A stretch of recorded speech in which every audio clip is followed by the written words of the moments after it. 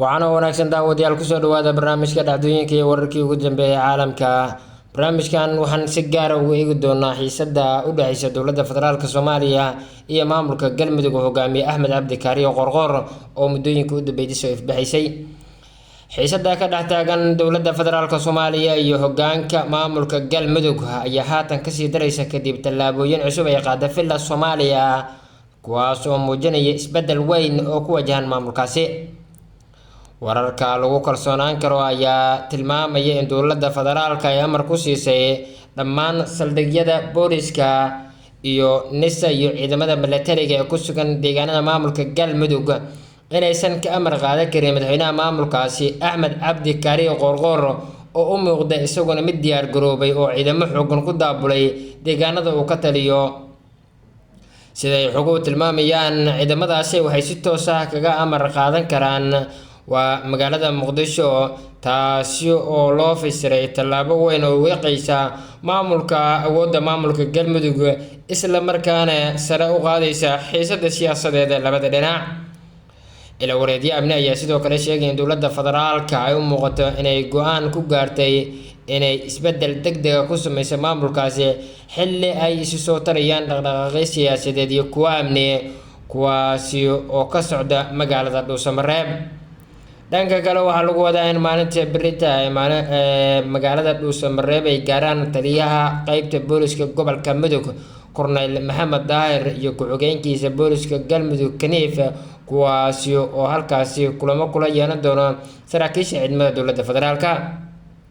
magacaabista Korneyl Maxamed Daahir ayaa waxaa burburiyay Axmed Cabdi Kaariyo Qorqor kadib markii dhawaan dowladda dhexe ee federaalka u magacowday maamulka Galmudug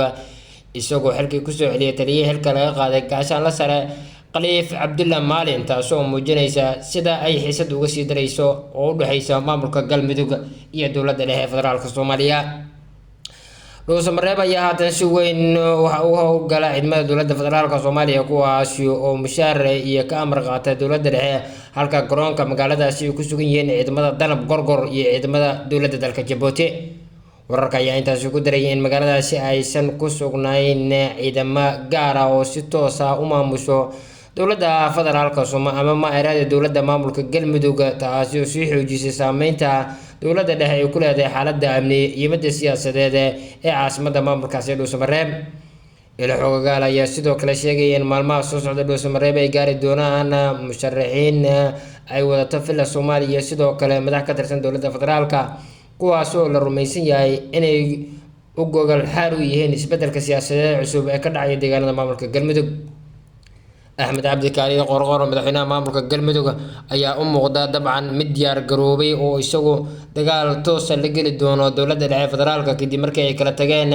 wada shaqayntii ula lahaa dowladda dhexe federaalka. xiisadan ayaa u muuqatay tii maamulka koonfur galbeed Cabdicasiis Xasan Maxamed Laftagareen lagala wareegay magaalada Baydhabo kadib markii uu sheegay inuu xiriirka u jiray dowladda dhexe ee federaalka, taasi oo ciidamo badan ay dowladdu geysay deegaanada maamulka koonfur galbeed Soomaaliya balse ugu dambeyntii lagala wareegay magaalada Baydhabo ee xarunta ku meel gaarka u ah maamulka koonfur galbeed Soomaaliya. Axmed Cabdi Kaariyo Qorqor iyo dowladdiisa ayaa hadda u muuqda kuwo iska difaaci doona dowladda federaalka oo haatan u muuqata inay dagaal ay kula wareegi doonto deegaanada maamulkaasi iyadoo inta badan magaalada Dhuusamareeb ay ku sugan yihiin ciidamada dowladda oo dowladda dhexe ee federaalka ka amar qaata halka kuwa maamulka Galmudug ay ku sugan yihiin isla magaaladaasi. Axmed Cabdi Kaariyo Qorqor muddooyinka u dambeeyay ku sugnaa dalka dibadiisa ayaa dib markuu dalka ugu soo laabtay waxa uu ciidamo badan ka qoray deegaano maamulkaasi Galmudug ka tirsan oo ugu horeyso oo markaasi magaalada Guriceel iyo deegaano kale oo Cadaadad ay kamid tahay halkaas oo ciidamo si iskiisa u qoto oo mushaarka siinaya ay ku sugan yihiin. haatan xiisadu dabcan waxay u muuqataa in labada dhinac ay isu wajihi doonaan. haddaba waxyaabaha ka soo kordha barnaamijyadeena dambe ayaan idinkula wadaagi doonaa.